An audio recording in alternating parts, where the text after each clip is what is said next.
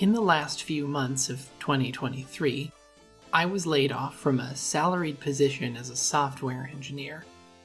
I had somewhat anticipated this, as there had been numerous rounds of layoffs before the company had gotten to me. One even happened when I was on vacation. I came back from visiting my family to find that a solid chunk of my coworkers weren't returning. Another round of layoffs happened a month or two before my annual performance review. In seeing my feedback, I noticed that behavior which had earned me high praise in previous reviews was now, at best, deemed to be simply on track with the rest of the workforce. Small mistakes from recent, rushed projects were focal points in my review, despite them not being typical to my usual output. My willingness to defend my time and my desire to keep features from ballooning in complexity on short-term projects was now being reframed as being uncooperative and shooting down people's ideas. It was clear that the mood had shifted, and that justification was being built not just to keep my raise low that year, but to add my name to the short list should layoffs be deemed necessary once again. I had already begun the process of looking for a new employer, and this turn of events definitely justified that decision. Unfortunately, time was not on my side, and layoffs came for me. I was now unemployed. My story is not unique, as mass layoffs were happening before and after my own misfortunes. Many viewers may be aware of the mass layoffs that are and were happening in the games industry due to studio closures, mergers, and restructuring. This is reflective of a wider trend in the technology landscape. If tech follows a boom and bust cycle, we are, and have been in for quite some time, a huge bust. Many engineers in my situation understand the difficulty of the job market right now, of our economic moment, but from those outside this unemployment nightmare, I occasionally hear a different tune. The job market can't be bad right now. There are job listings going up all the time. According to LinkedIn, I have applied for over 1,000 jobs in this past year. Mind you, this is only the jobs I marked as applied on LinkedIn. If I found it somewhere else, such as on the hiring company's site, or I simply forgot to mark it down after applying, it wasn't counted. I've sent out probably 100 cold emails to companies inquiring about potential open positions. This is also just the full-time jobs I applied to. Once unemployment insurance dried up, I had to take on a second job search applying to part-time positions as well. The funny thing about having previous full-time work is that I look less appealing as a part-time candidate. Surely, a new full-time position would come to me soon, and the time Best Buy would spend training me to run the register would be in vain. It's only recently that I've been picked up as a math tutor, and while the hourly rate is high, I only get scheduled for 9 hours a week. My weekly pay is the same as someone working minimum wage for 30 hours, and while I'm left with plenty of extra time for a second job, that second job simply hasn't come. Applying for jobs is basically a full-time job in itself, one in which I receive no reward and no pay. At first, I experienced infrequent burnout periods, but slowly they became so frequent that burnout simply is my default state of mind. I try to keep my upload schedule to once every 2 weeks because more than that would probably kill me. I am afraid that this endless search, this constant awareness of a ticking destitution clock, will cause long-lasting mental scars. How the fuck am I still in this position? How is it that I, with dozens of projects under my belt, a hand-coded website, and a glowing letter of recommendation from my former boss commending my work ethic, efficiency, and output quality, have not been able to find a full-time job? There are, of course, hundreds upon hundreds of jobs in my field listed on platforms like LinkedIn, and so surely I must be on the cusp of employment. Well, dear viewer, it's because the hiring market is fucked for a great number of reasons. When you lay off tens of thousands of engineers, you create a tech job market which favors the corporations. Every listing, from entry-level to staff engineer, is flooded with many hundreds of applicants who meet or far exceed the requirements. And so, the generous gift of employment can only be reserved for the highest quality of candidates, those with the special combination of 10 years of experience and the desperation required to accept a salary far below their previous position. When you happen to conduct your layoffs right alongside the hyping of artificial intelligence as the next great tech scam, well, as the first video on my channel surmises, then you get to be even more picky as you evaluate every candidate against the winning combo of shitty ChatGPT code and underpaid freelancers. Miss Fox, my tiny brain ignored everything else you said, but lit up when you mentioned freelancing. You should freelance. Thank you for your suggestion. I am freelancing. No one has hired me for a freelance job yet because the other 9,999 laid off engineers are also freelancing. Now, before I was rudely interrupted by my own straw man, I was talking about why shit's fucked. A ghost job is a fake listing put up by companies for a whole host of reasons. Perhaps they put it up to keep their hiring pipeline warm by stockpiling applicants for when they're ready to actually get serious. Maybe they do it because the absolute nags in HR tell them they need to make a real effort to diversify the workforce. Maybe it's up because they need to put on a good show so the dumb fucks on their dev team stop bitching about bringing on someone new to ease everyone else's project workload. Or maybe it's there so the company can lie to investors and shareholders about their growth numbers. Either way, the listing stays on LinkedIn for months, conveniently filtering back to the top of your job search every time it gets reposted. Funny how companies get to repost their listings, but candidates don't get to reapply. I have frequently tuned and retuned my resume based on conflicting advice from a great many people.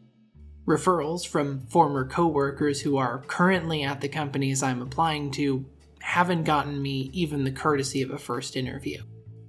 Most applications are met with silence or the same boilerplate rejection email. I've gotten so many rejection template emails that I can identify them within the first 5 words. Some companies who have previously interviewed me now only send rejection emails when I apply to newly opened positions. I suppose this means that even in the cases where I did well and they simply found someone they liked better, I've been permanently marked as flunking out from their process. Sometimes the rejection email comes the next day. Sometimes I receive a rejection email on a Saturday afternoon for a position I applied to Friday night, proving definitively that every recruiter who claims applicant tracking systems can't automatically reject candidates before a human sees their resumes is full of shit. The hiring market is fucked, and it's only getting more fucked. There have been a select few cases where I have not felt like I was screaming into an uncaring void. Occasionally, a hiring manager will personally write an email explaining why they couldn't move forward. Sometimes I'm given a few interviews and then someone tells me that, while I did well, they simply interviewed someone who seemed to be a better fit. When I get a personalized rejection, when I know that someone actually took the time to treat me like a person, that's when I feel confident that I'm being considered for future positions. Unlike how I feel when a no-reply email claims they'll hold on to my application if a good fit comes up. And amongst those times where I've felt the kindness of basic human empathy, one company has stood out in actually asking me to apply when future positions came up. For this company, I had sent in my resume, they gave a few rounds of interviews, and when it didn't work out, the recruiter asked me if I'd be interested in moving my application to a similar position. Of course, wanting to secure financial stability, I gladly stated I was interested. Sadly, that position didn't pan out either. And then, 6 months later, after assuming the silence indicated I had been dropped, the recruiter reached out again and asked if I was interested in applying for another position that had just opened up. I got further this time.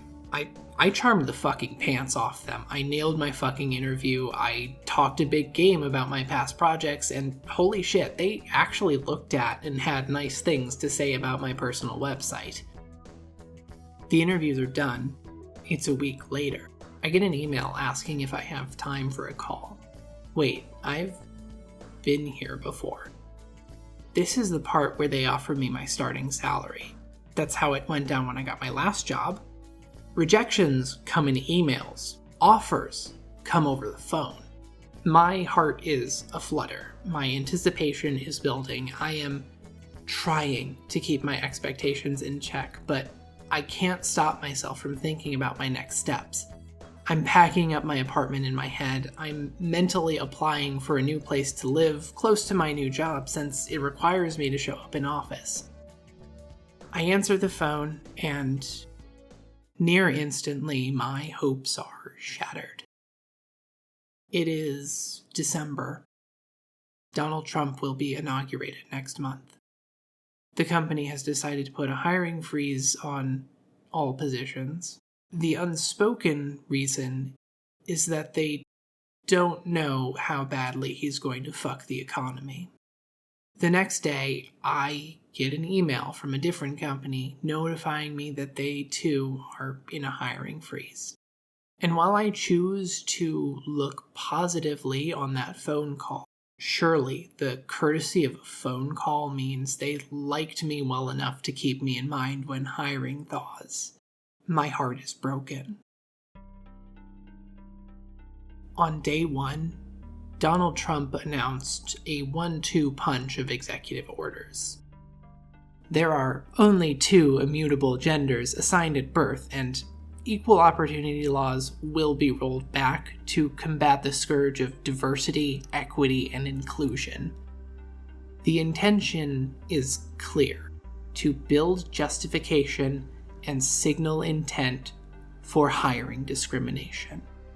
Even if these orders are repealed, the message is loud and clear. Jobs are for straight, cisgender, white men. Every other person, be they transgender, queer, non-white, or simply a woman, is a DEI hire meant to take jobs from true, red-blooded Americans. I was supposed to survive until 2025, and then things were supposed to turn around and get better. Well, I survived, and now the government is telling me to die. Our fearless leaders giving companies the go-ahead to do exactly what I suspect they've been doing the whole time. Back when I was, at least on paper, not Ms. Fox. When I was fresh out of college and did not have the money to change my name, things were different. I got more interviews as Mr. Wolf. I had no experience, was less confident, and was overall a worse candidate. But I got more interviews. At least once a month, Mr. Wolf had a phone interview or a coding test. Ms. Fox, with her professional website, modest employment history, and letter of recommendation from her previous boss, gets one interview per quarter if she's lucky. And it's because Miss Fox is visibly, audibly transgender. You can hear it in my voice. You can see it in my facial structure. I am a transgender woman, and though I don't bring it up in interviews, nor do I have rainbow flags waving in my Zoom background, every interviewer and recruiter knows it as soon as they see my face on my LinkedIn profile. I can't hide this aspect of myself. And I can't hide it the other way, too. I don't own masculine clothes anymore, and even if I did, 3 years of estrogen has changed my body in ways that aren't so easily hidden. Unless I want to show up to my interviews in the baggiest, shittiest clothes, my body gives up the game. And it's all moot because, legally, I am Ms. Fox. It says so on my driver's license, my social security card, my lease, and even the updated birth certificate that the Florida birth records dragged their feet on mailing to me for an entire year. It is my name. To apply under another name would be a lie, and lying is supposed to disqualify applications. But then again, to be transgender, to call myself a woman after having lived as one for years before my first estrogen patch, well, that is a lie, according to the United States government. And lying is supposed to disqualify applications. There are job listings everywhere, but they aren't fucking hiring me.